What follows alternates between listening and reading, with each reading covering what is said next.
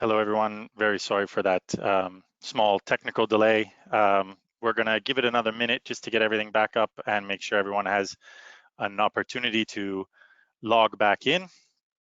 But thank you once again for joining.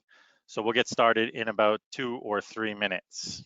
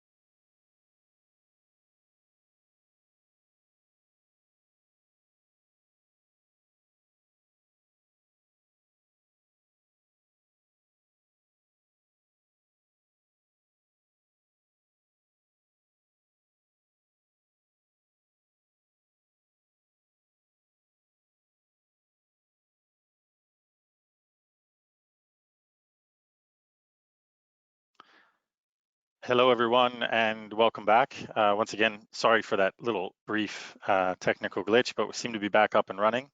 Lots of attendees rolling in, which is perfect. I want to welcome you to this air cargo e-commerce webinar. I'm not on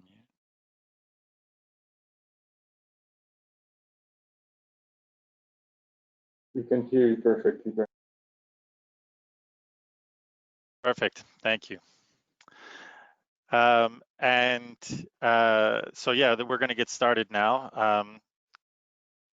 First couple of things, some housekeeping. So all of your microphones have been muted, but we ask you to engage with us through the questions. And you can send those questions to all panelists or send to everyone.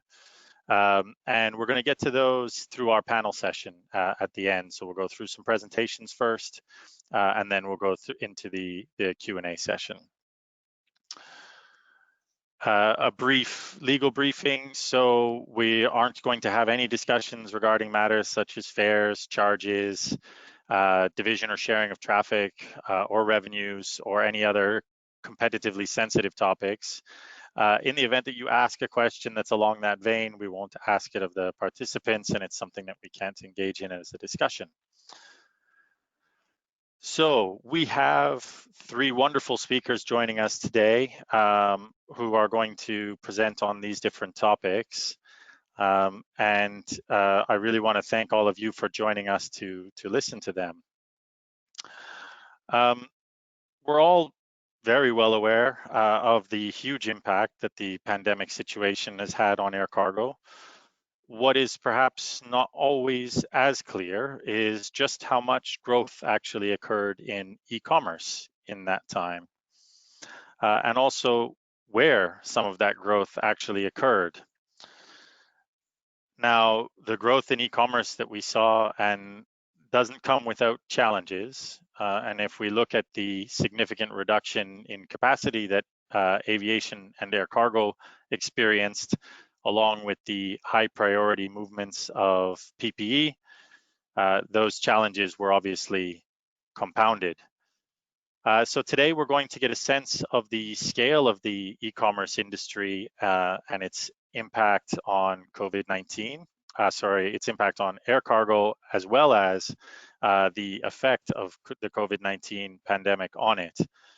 We're also going to hear about how certain supply chain shifts have led to industry players adapting their models, and finally some winning strategies for air cargo to deploy and capitalize on this growth. So our first presenter is Maciek Starzyk from PwC. He's a senior manager in the strategy area there.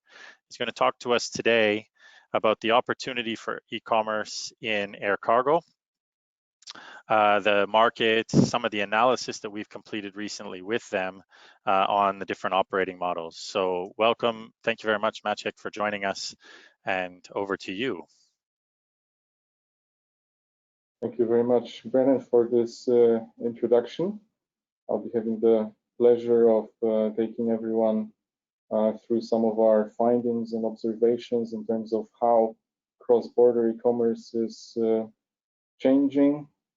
If we could go to the next slide already, maybe yes, as we probably some of us know that over 80% of cross-border e-commerce is carried by air. According to ICAO, we've also allowed ourselves to reascertain that. With respect, next please, with respect to how e-commerce has been growing globally, specifically with respect to e-commerce in goods, over the last 5 years, we saw that it almost doubled between 2015 and 2019. Also, the share of cross-border e-commerce has increased in these total. Now, there was a bit of uncertainty, especially in March and April with respect to where the world is going to head, and by increased flows operated especially by courier and postal companies, we see that the crisis caused by the COVID-19 pandemic has boosted e-commerce in goods over the last few months. Next. In terms of a few powerhouses that drive the growth of e-commerce for goods globally, there are a number of developed markets on the list, but in 2019, both at the level of growth rates as well as the levels of forecasts, we could already see that emerging markets started or were starting contributing to the growth of e-commerce for goods. Next. Now, how does this relate to e-commerce cross-border air cargo? First of all, it's important to note that even though we've estimated the total market as at the level of 20 billion FTKs, the full traffic that's generated by cross-border e-commerce might actually be even bigger. This is because e-commerce flows are composed of postal, express, freight flows, and on top of that, there's also future domestic volumes. So these volumes are shipped as freight, and they're only deconsolidated in the target country with localized fulfillment capabilities. It's also interesting and important to note that even though during the first few months of the pandemic, there was a sharp increase in the share of PPE cargo in total carried volumes. Part of that also contributed to e-commerce because that was PPE, which was carried cross borders for resellers. With respect to the largest routes by far, these included Asia Pacific inside, as well as its links to USA and to EU. With respect to the outlook, even though overall e-commerce is growing, we will need to see to what extent capacity limitations are going to or may actually become a hurdle for this growth opportunity. Next, please.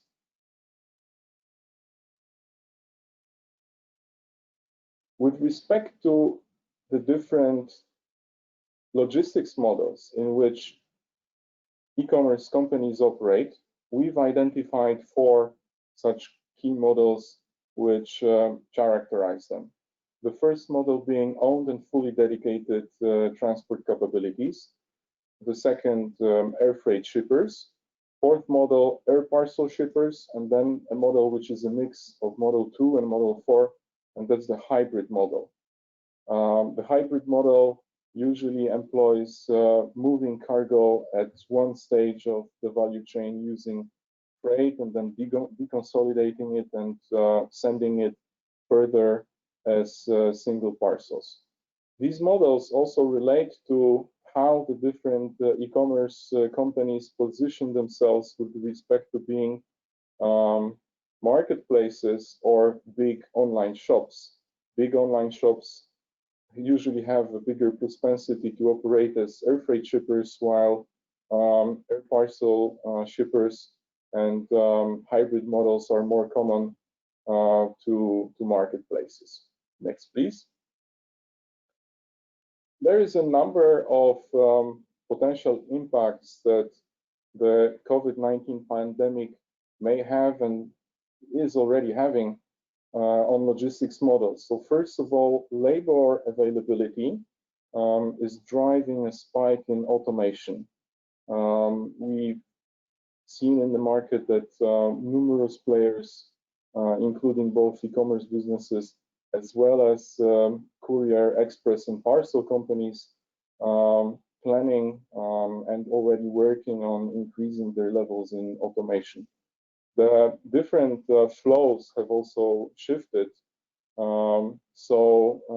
E-commerce has been experiencing, or e-commerce parcel service have been experiencing peaks.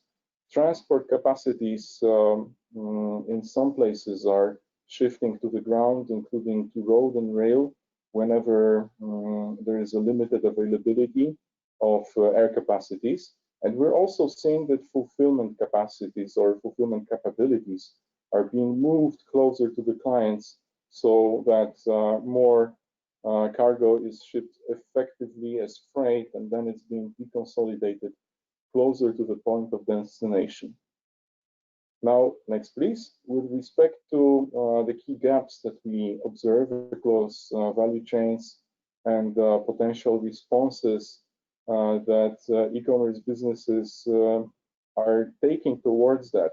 So we're seeing the e-commerce or cargo value chain as quite fragmented, with unstandardized services and pricing, with higher international rates, even on shorter routes, with lack of products tailored for e-commerce, insufficient service levels of fulfillment, low visibility of statuses, difficulties in the pricing processes.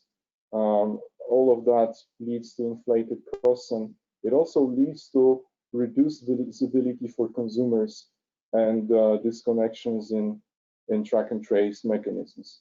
Now, with respect to how e-commerce players may respond to that, we already see them overcoming border blocks with speed and convenience. So they're working on how to make the shipment experience the best by adjusting their processes to make sure that they're very compatible with the border checks, and they increase the speed this way. They start utilizing rate comparison platforms and mechanisms, integrate their services into forwarding services. They develop own fulfillment and logistics capabilities as well, and they adopt digital integrations, with some of them emulating track and trace in places where they cannot provide it directly with the software.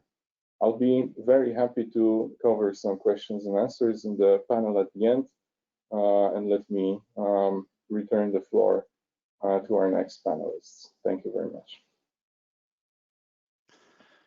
Thank you very much, Maciek. Very interesting presentation. Really appreciate that. Always good to hear about how the e-commerce market, and actually the full e-commerce market, can sometimes be a little bit difficult to dissect. And I also really appreciated your point on how capacity limitation may play an ongoing role, perhaps a limiting role, in air cargo e-commerce growth. So we'll probably touch on a few of those as we move into the questions. So thank you once again. Sure, absolutely. So our next speaker is Sebastian Blumert. He is the head of operations and IT at Hayworld. And he's going to walk us through some of the challenges as well as some of the opportunities that they have seen at Hayworld. And so Sebastian, thank you for joining us, and over to you. Thank you very much, Brendan. Indeed, talking about the challenges, but especially the opportunities that we have seen in our role as a subsidiary of Lufthansa Cargo in e-commerce logistics. Few words about myself. Brendan has already mentioned I'm the head of operations and IT for Hayworld. Before joining Hayworld full-time, I worked for Lufthansa Cargo for 4 years, so I have a bit of experience in the aviation industry, and I've been with Hayworld as a project at Lufthansa Cargo since day one. A few words about us as a company. As I've mentioned, we're a fully owned subsidiary of Lufthansa Cargo, but we operate as an independent entity, and we specialize in e-commerce logistics. As you can see at the bottom of the slide, what we do is we combine first mile customized handling, custom services, and last mile with air freight, and we offer our services to e-commerce retailers as well as platforms, but also other logistics providers. We have a very modular and customizable approach, so that's why we also appeal to other logistics players. And one of our important principles is that we take a fully digital approach.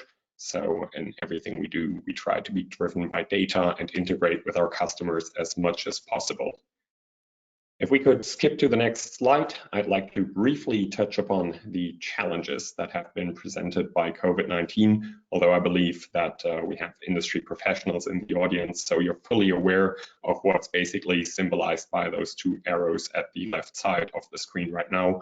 What we've seen is, due to groundings of passenger flights, capacity has decreased significantly, while the demand on the e-commerce side has increased substantially.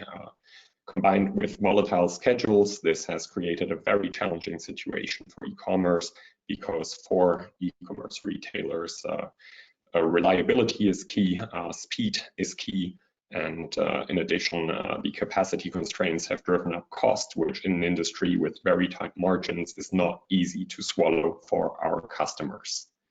However, I would like to spend more time talking about the opportunities that we've been seeing. So if we take a look at the next slide, One thing that we have noticed is that the current situation has created what I would like to call a new appreciation for logistics. Now, larger e-commerce companies, the giants such as Amazon, have always placed a huge focus on logistics because at the end of the day, functioning logistics are key for the end consumer's experience in e-commerce and end consumer satisfaction. However, with some of our smaller customers, they've always seen logistics as a bit of a necessary evil to get the goods to their consumers.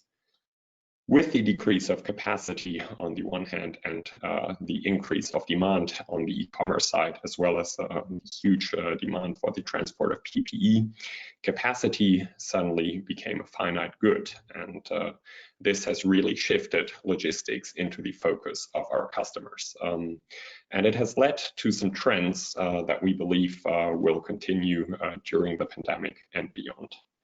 First of all, in past years, speed was ever increasing in e-commerce logistics, and it became key to become faster and faster.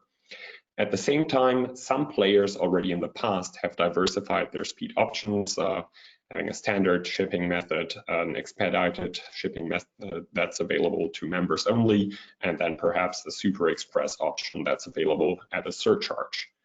In the pandemic, with backlogs building and speeds generally becoming slower, consumers have come to accept that delivery does not always need to be super fast. And at the same time, our customers have also started to realize that there are values in logistics beyond speed.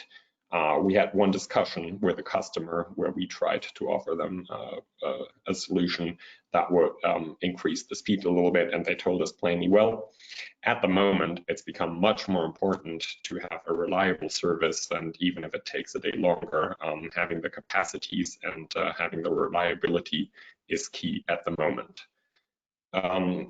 For the future, I believe that means that having a diversified portfolio of different speed options will become vital to players in e-commerce. And that, of course, presents opportunities for the logistics world in diversifying the portfolios that we offer to our clients, or to get a foot in the door with new clients, because clients are looking to expand their speed options that they offer and their service level options that they offer to their customers in terms of logistics. Resilience has also become extremely important, both on the side of the retailers as well as on the side of logistics companies. Some companies might have relied on single sourcing in their logistics in the past, and I believe this is something that will not happen in the future. We've had the fortunate situation in the current times that companies are now actually actively approaching us and looking to expand their logistics portfolio.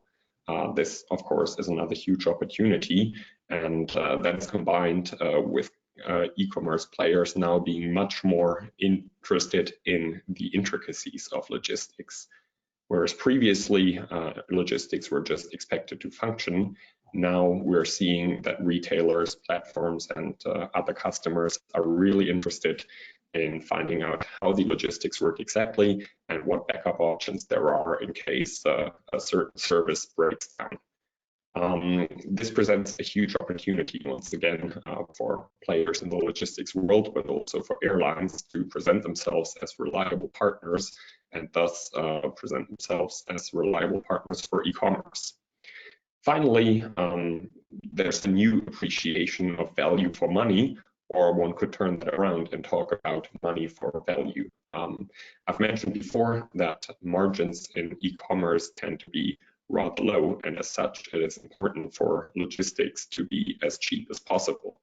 With the breakdown of logistical networks that we've seen at the beginning of the pandemic, customers have come to appreciate that high quality level of service comes with a certain price tag attached. Now, that does not mean that we can yank up prices to whatever level we want, but it does mean that if the service level is right, customers are willing to pay an appropriate premium for that quality of service. The final important point that I would like to make is the importance of data. As I've mentioned in the beginning, Hayworld is a digital-first company, so we've always valued data highly. This necessity to work with data has become very pronounced during the current times, and I'll admit that at the beginning of the pandemic, with developments being as fast as they were, the models we were using were sometimes overwhelmed, and we had to go into a war room type setting with several staff members on the computers, checking schedules, checking the status of movements and others on flip charts, trying to draw plans for how to recover service. But by adapting models and by including more data sources, we've been able to return to sort of a more calm model where data guides us, that helps us bring our service level up. And I'm happy to say that we're back in about 97–90% range of providing service to our consumers.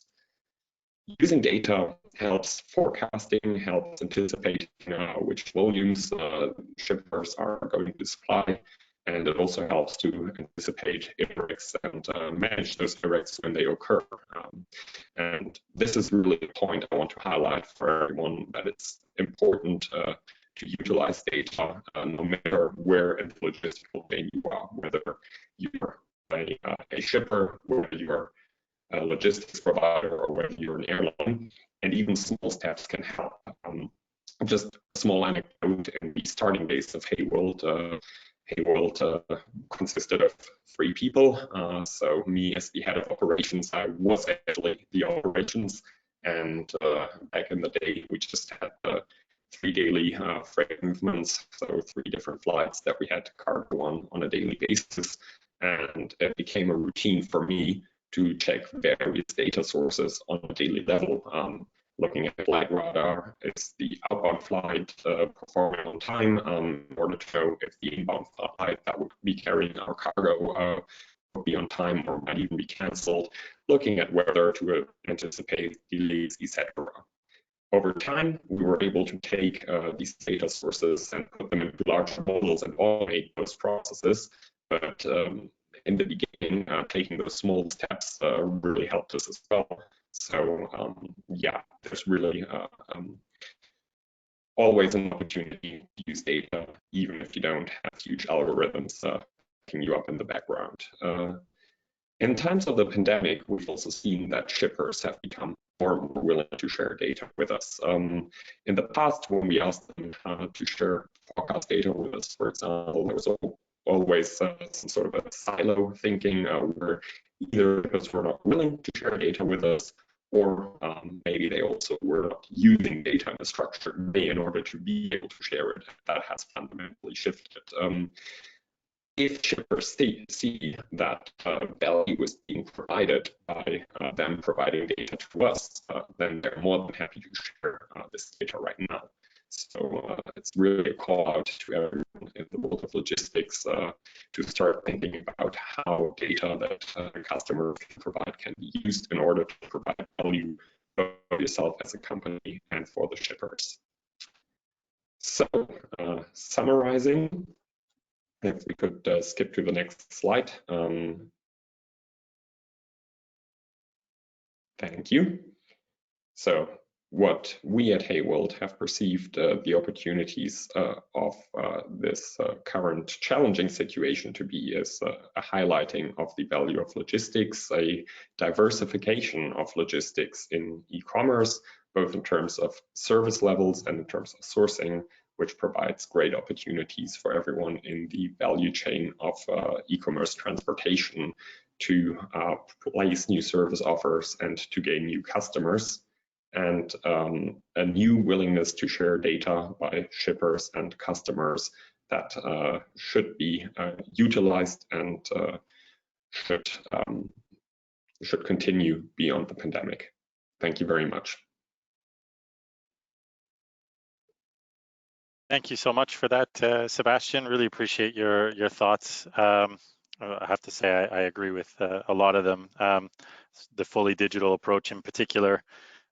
Actually, on the Tuesday webinar on air cargo operations, we also heard about this sort of general new appreciation for logistics, for cargo, in particular with high focus on resilience. And we also heard about forecasting and the forecasting challenges. So I'm sure we're going to touch back on that again a little bit later as we go into the Q&A. So thank you again for your presentation. We're now going to go to the third presentation. This is with Dr. Ludwig Hausmann. He's a partner at McKinsey & Company. And he's going to speak to us now on some of the winning strategies in e-commerce for air cargo to capitalize on to make sure that we actually capture some of this growth. So over to you, Ludwig. Thank you. Thanks, Brandon, and thanks for having me. Always great to be on IATA panels and events. Yeah, what I'm going to touch upon is complementing my previous two speakers. Yeah, extensive view and perspective on the industry. It is about kind of very top-down, what are winning strategies for cargo carriers in e-commerce in the vertical. If we jump to the next slide, we have seen the so-called leap in Q1, especially March and April this year. What do I mean by leap? E-commerce has moved 10 years ahead in just 90 days. So we saw in April and March a US e-commerce penetration, and US is just a proxy, it was the same everywhere, of 35%. So 35 cents of a dollar spent on purchasing things were spent online, 35%. It, just as a reference, it took 10 years to move from 5 to 15%. Now, obviously, once stores reopened after the lockdowns, we are seeing a rebalancing now, but we still see a kind of 3, 4, 5 year leapfrogging of e-commerce penetration through this pandemic year. And that is not only relevant for domestic e-commerce shipping, but also the cross-border part of it, which we as air cargo practitioners are very interested and concerned about. So on the next page, we also wanted to, and it's probably complementing what Maciej was presenting before, we wanted also to give a glimpse into how cross-border e-commerce developed in the past compared to the domestic side of e-commerce. Now, we can still debate if right now it's 80 or 85% of e-commerce that's fulfilled domestically, but the share that is kind of attached to a cross-border movement of some sort is increasing. In the past years, it was increasing much faster than the domestic e-commerce because of many drivers. Now, this year we had a special situation, and you see that on the graphs here. This year, cross-border e-commerce for the first time in history will grow more slowly than the domestic one. That is the function of just one factor, that is the lack of air freight capacity. And we know that almost kind of 70% of all cross-border e-commerce shipments are still traveling in the postal channel, or were traveling in the postal channel prior to the crisis. And the postal channel has basically the worst access to scarce air freight capacity, because it's basically the filler material that cargo carriers and belly airlines take along if there's no other freight. That filler capacity was not needed, all the opposite. There was no capacity for this filler for months and months. Hence, the postal channel was not useful at all this year to fulfill cross-border e-commerce shipments. And therefore, the trend to alternatives will only accelerate. Hayward is one alternative. There are many others. Express shipping is another one. And I wanted to touch upon a few things that also air cargo carriers themselves, as probably most of the audience here works at, can do. And if we move, Brandon, on to the next slide, I leave you with just 3 success criteria or strategies that can work to create business for air cargo carriers in this e-commerce ecosystem. One, and that really touches upon what we experienced this year, is e-commerce cannot be fulfilled as a if space allows product. If you fulfill it if space allows product, like with a postal channel, then you meet everything but the customer demand in e-commerce. And customer demand in e-commerce is driven by consumer demand, and they want kind of a reliability. They don't want to wait too long. They do want to have some sort of visibility and peace of mind that their shipment is underway. Therefore, we see a more and more movement towards dedicated and guaranteed capacity on the key cross-border e-commerce lanes. Now that takes various forms, and I'll talk to it in a bit. Then the second is cargo carrier can drive or develop an own end-to-end and door-to-door e-commerce product on specific lanes. Now, they won't, you as cargo carriers won't be able to mimic UPS, DHL Express, or FedEx with a global network of door-to-door shipping, but through certain models on certain lanes, you can actually break into their monopoly, so to say. And then lastly, echoing what Sebastian had said, excellent in data management on the entire chain is key. If we go on the next page, and it's just kind of one double click on each of the three.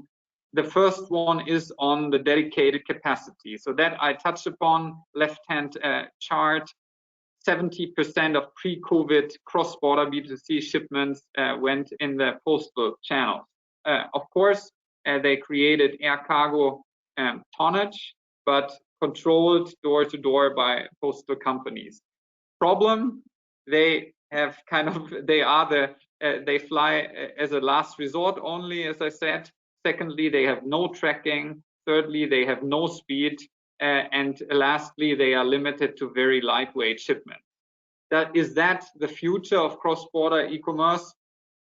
Maybe for cheap shipments, maybe for some odd lanes, but not for the bulk and kind of the successful players. And we know that Alibaba, for instance, has put out the 72-hour promise.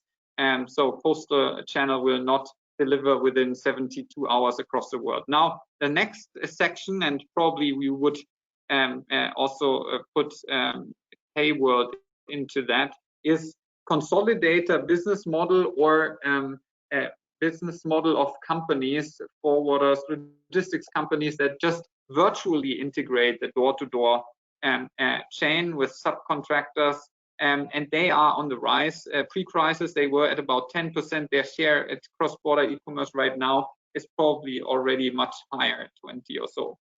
And now last, then the express via integrators, that is also steeply on the rise this year, because it was often the last chance to fulfill customer promises. Therefore, we saw a lot of cross-border e-commerce shipments with the integrators at price levels that are not sustainable. So they will come back for the other channels to pick up at least parts of it. And then lastly, we do have, especially in Europe, also road-based cross-border e-commerce.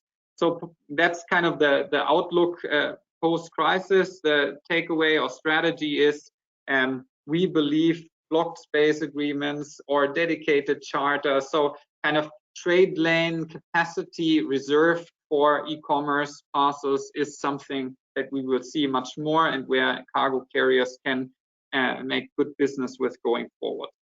Next page is the trade lane focused door-to-door play. I'm keeping it short, but Azul, with the passenger network in Brazil and selected flights to the US, has created some sort of a dropship integrated model where Brazilians can order from US e-tailers. The US e-tailers fulfill the order to a Miami warehouse of Azul, then a long haul, and then a local flight distribution happens, including last mile delivery. And that is quite a successful model for Azul, who also broke up their relationship with a local postal operator, Correios, 2 years ago to be end-to-end owner of this business.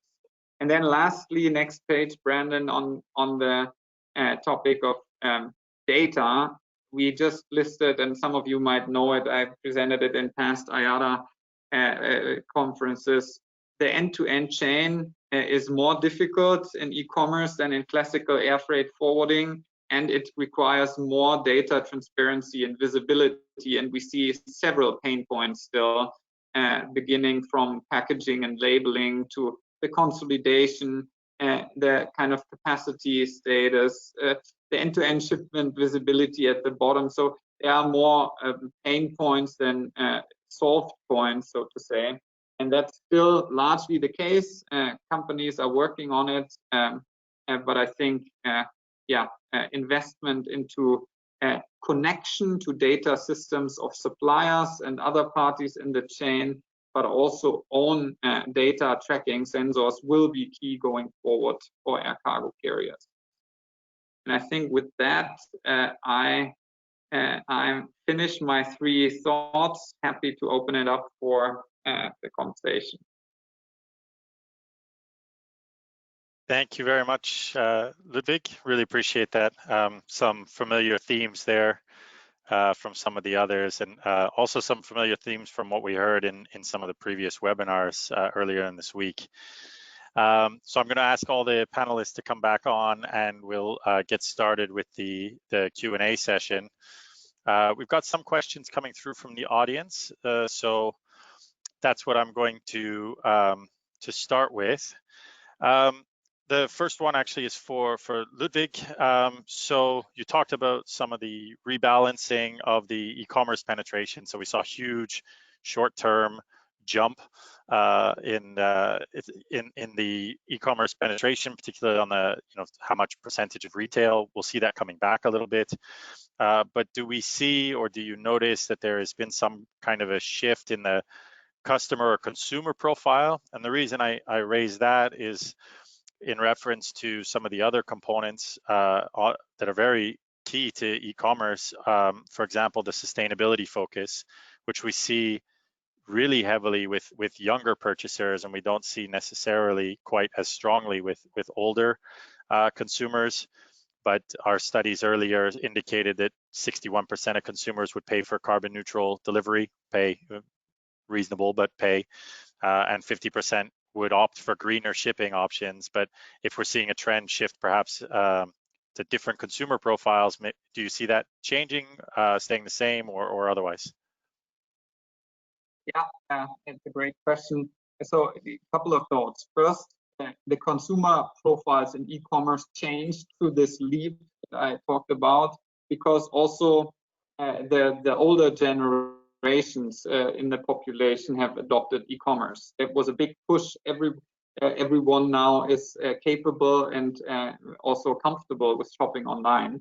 So that created a change. I think overall, otherwise, we also see more bulky items, kayaks and barbecues being shopped online. This is probably more fulfilled domestically then.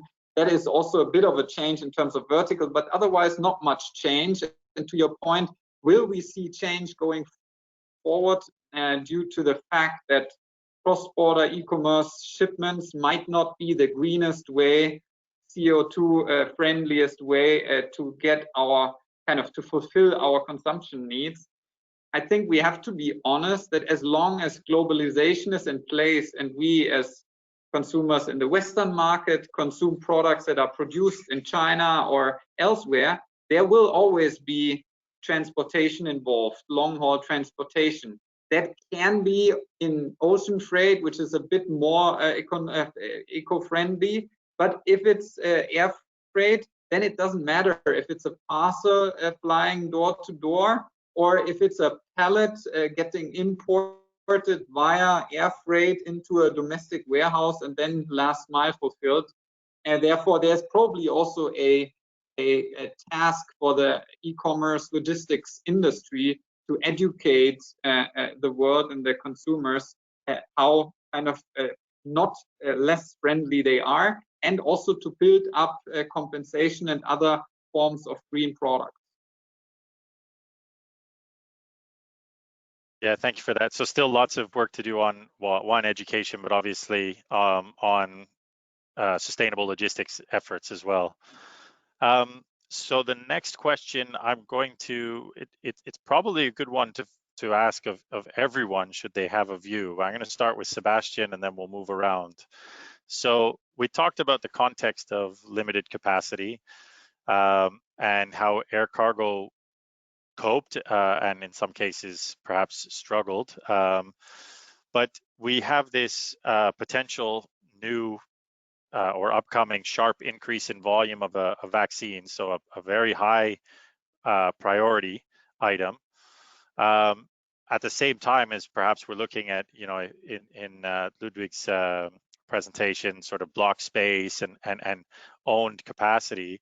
Do you see that as being something that airlines will easily manage, or how they can go about ensuring that the items which are high priority or remain at the high priority and move around while not detrimentally impacting this other vertical? So I'll start with Sebastian, but actually I'd probably like to hear everybody's comment on that. So that's an excellent question, and I think we will see that as a very challenging time when these vaccines move around. And let's make no mistakes. I think I can speak for everyone at Hayworld that if we're talking about potentially life-saving vaccines and vaccines that at the end of the day will return the world to a state of normality, moving versus a shirt moving that someone ordered online, the priority should be pretty clear. I believe to an extent airlines do have the means to cope with that situation. As you are well aware, we saw movements of what has been called freighters, so passenger aircraft being used as freighters over the past weeks and months, and that has decreased now due to more passenger aircraft being back in the air, but there's still plenty of grounded passenger aircraft that could be used to deal with these temporary peaks that would happen. Yeah, and at the end of the day, it's then also the responsibility of companies in the e-commerce logistics world to see how they can move their freight around the high demand routes that are being used to transport the vaccines. So using secondary airports and rearranging logistical chains will be key. Thank you. Maciek, do you have anything you'd like to add to that? Absolutely. The anecdote that we've recently reascertained is that there is a very specific segment of aviation related business that's doing very well right now, and that's aircraft repurposing. So to an extent, it depends on how quick such repurposings are done. There is no doubt that in a longer period of time, the landscape is going to be different. The balance between freight and passengers is going to be different.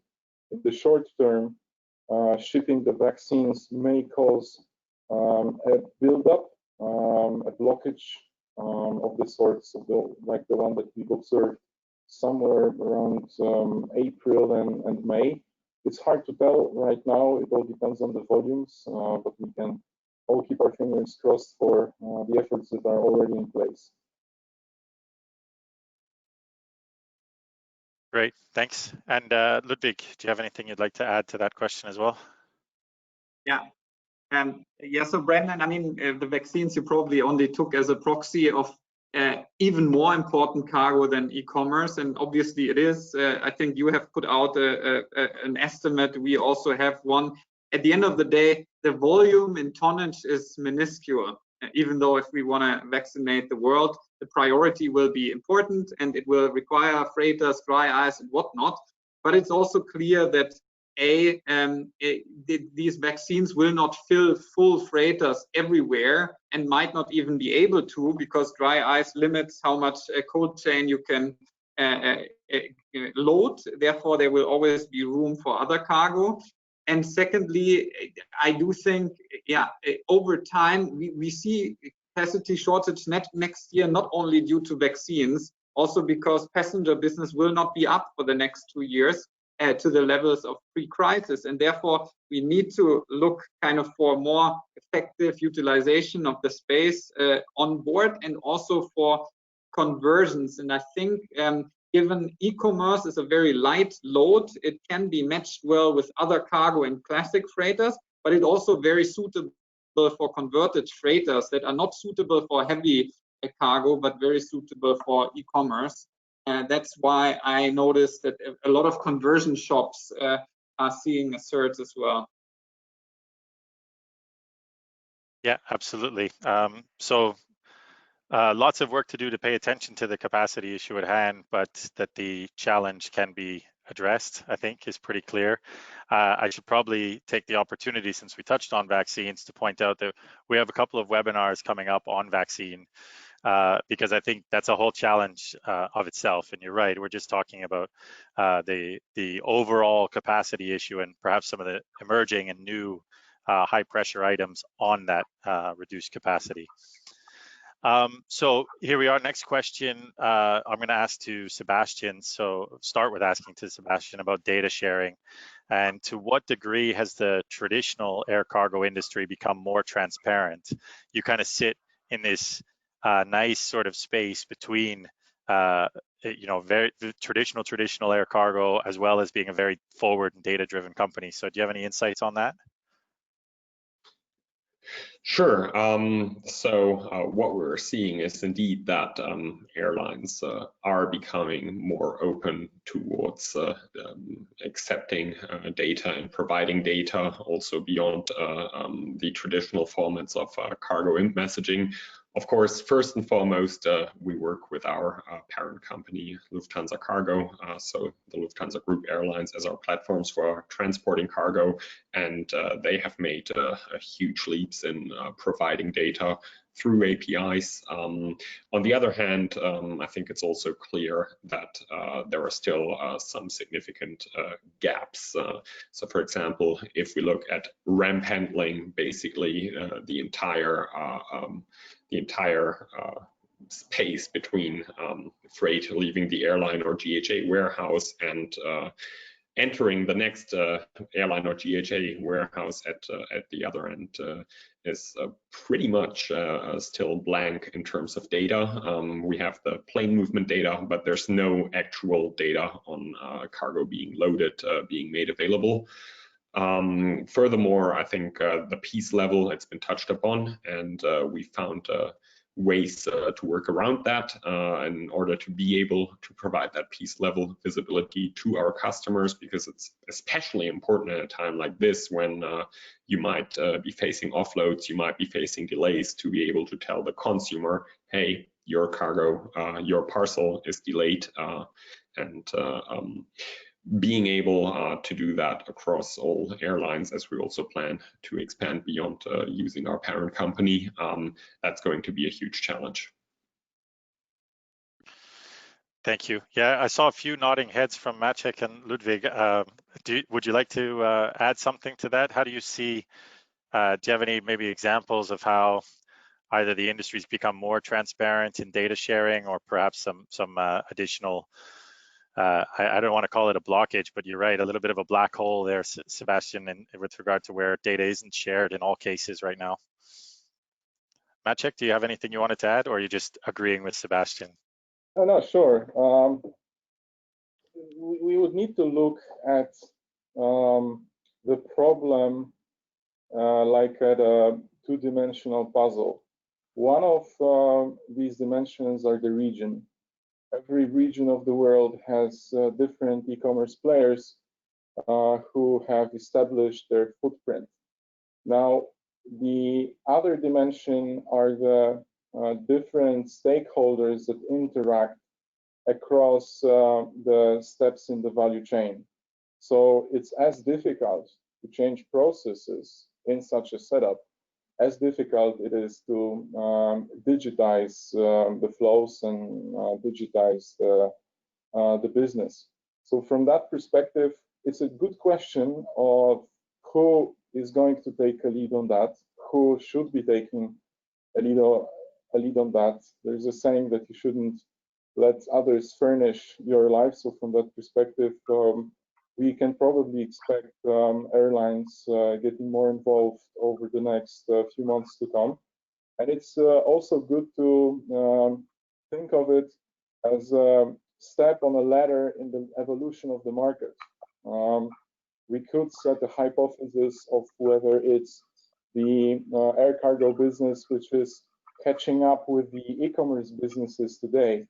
But this situation may change dramatically over 5 to 10 years to come once the processes are digitized, once the flows are accessible to people across the regions.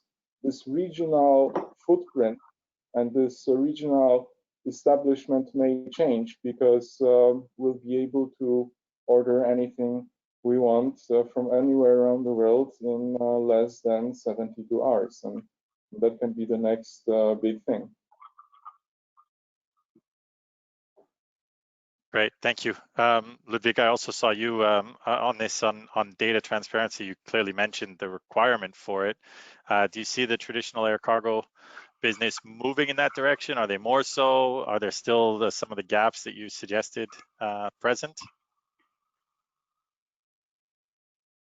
Well, I mean, they are moving. It's tough. It's a tough puzzle, many stakeholders, but I think two things that make me hopeful. One, we see a huge gain in air cargo community build-ups around the primary air freight hubs that are primarily there for data sharing and exchange.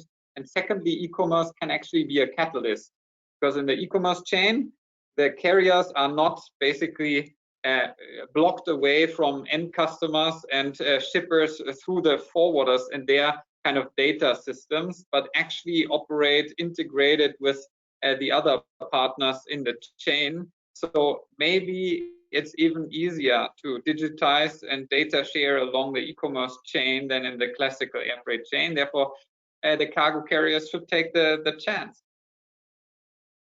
Let me add one more point, because I'm fully backing your point, Ludwig.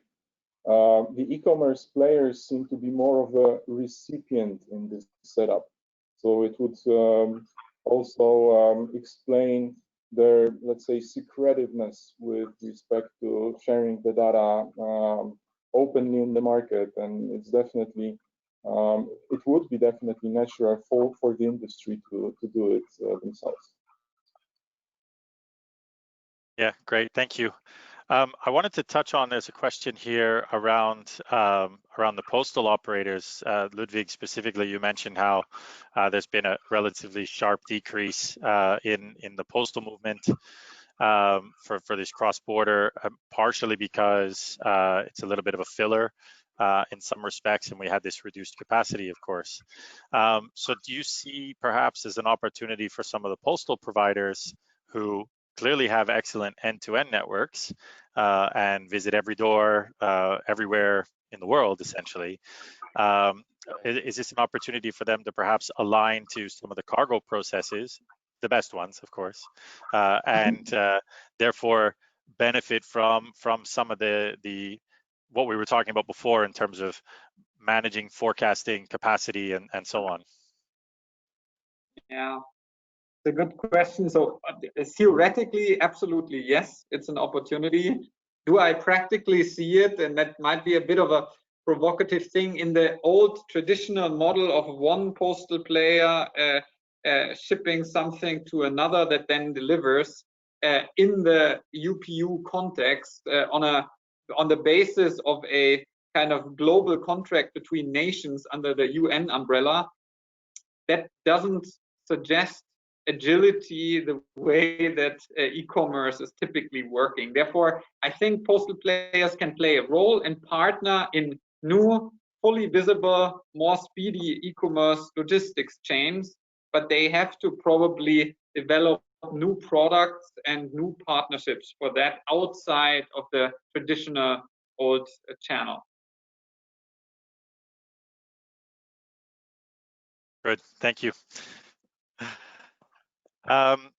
Question here. Traditionally, the airlines take bookings directly from the forwarder, and you know, they place it into their booking systems. So Sebastian, do you see this changing, perhaps with some of the large e-commerce platforms, you know, Amazon, Lazada, Tmall, where they have some of their own logistics arms? Are they the ones doing this directly with you? Or are we still seeing a more classic airline customer setup in those cases?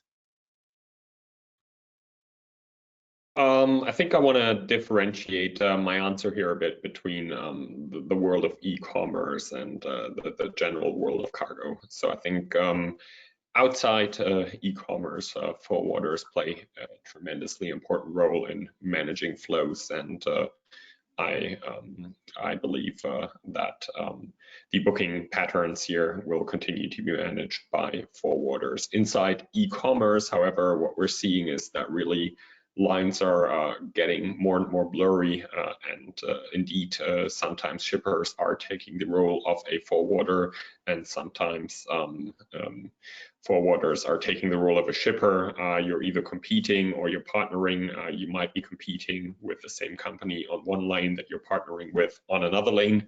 So at the end of the day, I think it's important to be extremely adaptable here. And nonetheless, I think even for the larger players, at least for the moment, they still appreciate having partners who have extensive experience in air cargo. So perhaps Amazon with their charter operations, and I believe I recently read they're purchasing now their own aircraft that they're going to own outright. That might be an exception, but what we're seeing even with some of our very large clients that have extensive in-house expertise, they do appreciate not having to deal with this capacity procurement and being able to outsource that to us. Good answer, thank you. Appreciate that. So we know that e-commerce moves under a mixture of things, right? We've got a large percentage of postal mail, we've got some courier, we certainly have some general freight, some consolidated movements. So I'll start with Ludwig. How do you actually begin to identify some of this stuff? So you have some really good figures. PwC had very similarly. So how do you actually begin to identify what is e-commerce? And the sort of the evolution of that question is, how do we identify it operationally to be able to deliver the required levels of service? Yeah, that's interesting. And that's probably the right way of an air cargo ops and IT person to look at that. One angle is, and maybe you need 3 filters to actually arrive at the full answer. The first filter is who is my customer? Is it a postal customer? Is it Amazon or Alibaba directly? Is it kind of a brand manufacturer of consumer goods, small consumer goods? If one of the 3 is true, then it's very likely that I'm dealing with a pallet of parcels or so on the apron. Secondly, also, yeah, basically the speed requirement and also the customs information and forms are completely differently, because obviously cross-border parcel shipping also wants to benefit from the minimus threshold of duty-free shipping. Therefore, ideally, the shipper also hands in all the information needed and available to have a destination clearing under that umbrella. And lastly, it's probably, yeah, the IT and interface data sharing that is different. That's how I would try to identify, but probably Sebastian is the one who helps airlines to identify it, therefore should know. Thank you. I was going to move on to Sebastian, so let's do that. Yeah, so I think, Brendan, the question that you've asked is really difficult to answer in terms of if you're standing outside and looking at freight movement, trying to identify what is e-commerce and what isn't, because at the end of the day, mail isn't all e-commerce, express isn't all e-commerce, courier isn't all e-commerce, and general cargo certainly isn't all e-commerce. And indeed, airlines do also have the problem today that they have shipments moving that if you walk through any GHA warehouse, you're going to see them, and it's very clearly e-commerce, but it's not identifiable in the airline system as such. Now, for being able to identify that, I believe that airlines do have the tools to do that, and those are quite simply introducing special product codes or special handling codes in order to be able to identify those shipments and attaching to those some sort of value proposition in order to encourage customers to properly identify their e-commerce shipments. Looking at the situation now, and I think this will only increase in importance in the near future, this will become imperative also. Ludwig has mentioned customs, but it's not only about clearing customs, it's also about the duties that an airline as a freight carrier has to pre-advise and pre-notify customs of what is manifested on a flight. And especially in the European Union, customs are becoming more and more stringent and will at some point start to expect that information on a piece level. We have actually already implemented the ability to do that in Frankfurt at our main hub. Yeah, that's a specialized process that we have set up, and it will become especially important for all airlines to be able to provide that visibility and to be in compliance with customs regulations, because otherwise you're going to have shipments stuck before the forwarder or the shipper even has the opportunity to declare them to customs. Good, thank you for that. We've got a few more questions here. Just want to make sure some of them are a little bit similar, one to the other. Question here for Ludwig. We saw the US increase the de minimis value to $800, one of the highest in the world, which obviously helps reduce paperwork and customs fees, which fits quite well actually with e-commerce. Do you see that as something other countries are beginning to follow suit, or do we see something more like what we're seeing in other parts of the world, like in Europe? Yeah, I don't think there will be a standard on that. That's too much to ask, and also in global trade, procedures and duties are increasingly divergent again. I heard even from Russia recently that they are planning to reduce it, much against the will of the Russia Post, because Russia or the finance authorities feel that value-added tax and duties are basically withheld through the de minimis e-commerce coming into the country. Therefore, I do believe we will see a different picture, and the US might also change it overnight again. But it definitely helps right now.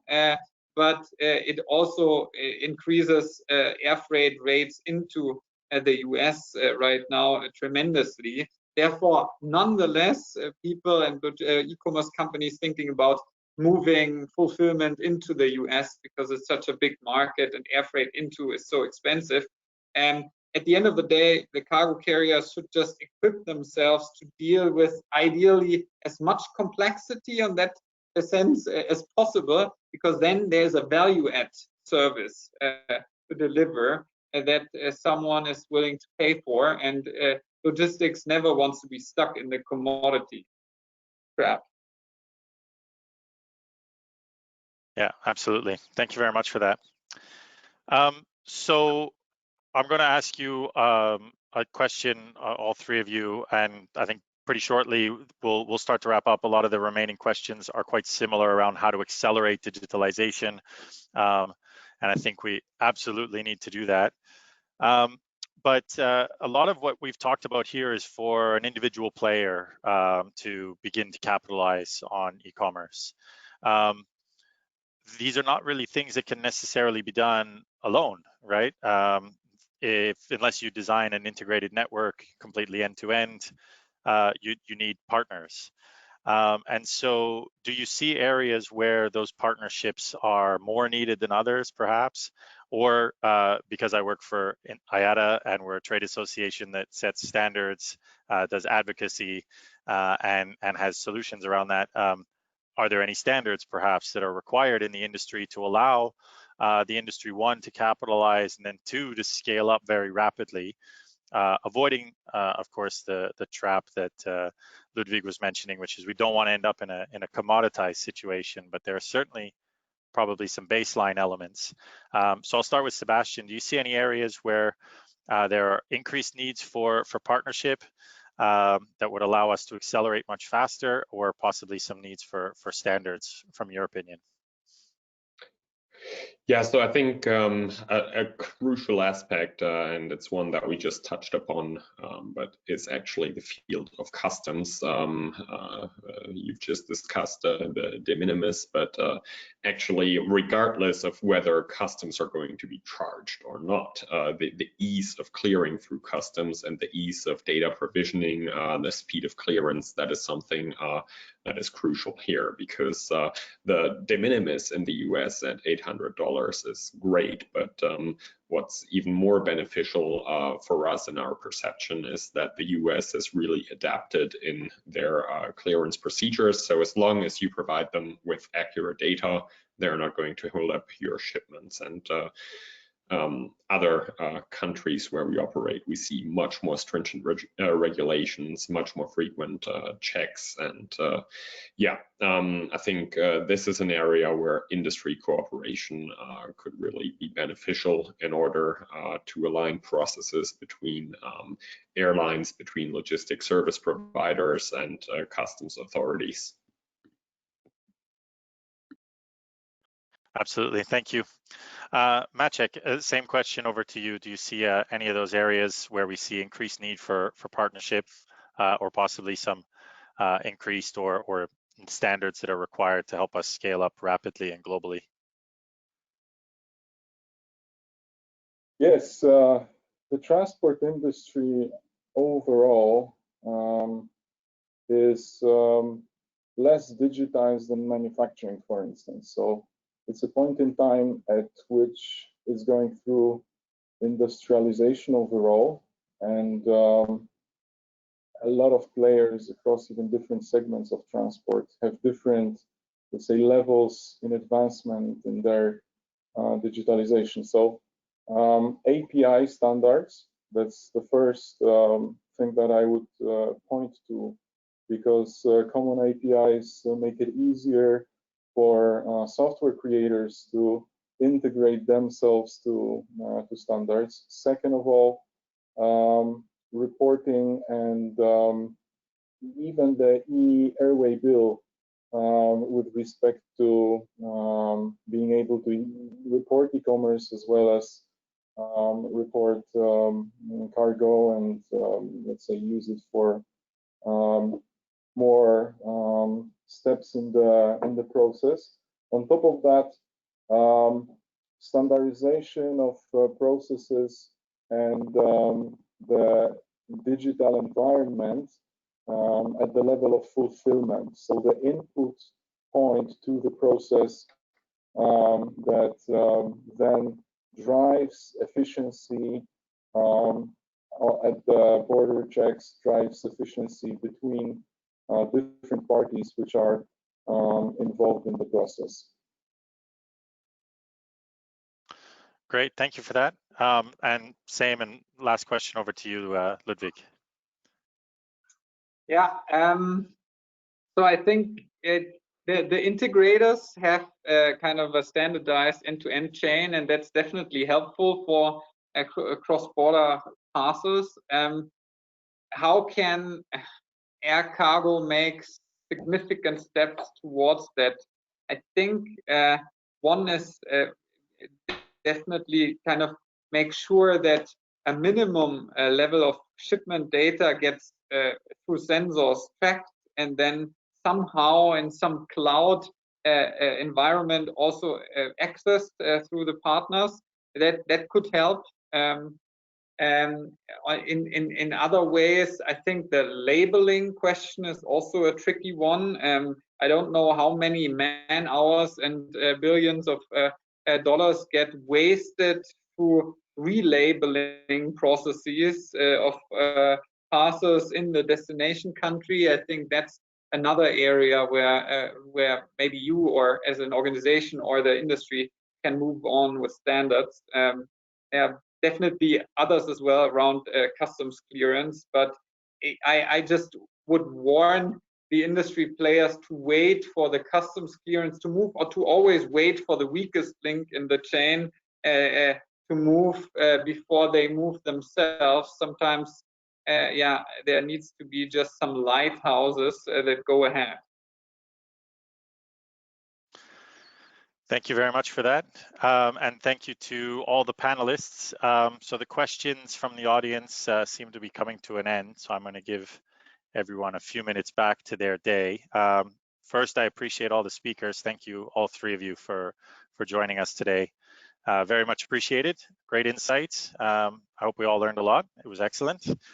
We heard a lot about the value of e-commerce as potentially a driver for some of the digitalization, especially from an end-to-end visibility perspective, because it's really truly required in e-commerce, and that may help other aspects of air cargo. That sort of lends itself well to these cargo community systems and other process improvements that we've seen, for example, in One Record with the APIs and this kind of like micro messaging type environment, as well as interactive cargo to minimize some of the relabeling requirements if we can get some commonality across the way we're going to share information and into what we would share it. I certainly echo the point around customs and customs partnerships. They tend to be a bit of a bottleneck when they're not as forward thinking. However, when they are, it's an extreme benefit to trade and trade development, which, as we recognize, has huge benefits for the world over, right? It's a part of the UN Sustainable Development Goals, and it's really critical. So thank you all for sharing your thoughts on that. Thank you to the audience, actually, for joining us. So lots of us online. We will be sharing the presentation, and we will be also sharing the recording of the video once it's available. There are a few more events. This is the final webinar in the October event series, but there's a couple more on vaccines specifically. So take a look at the events page.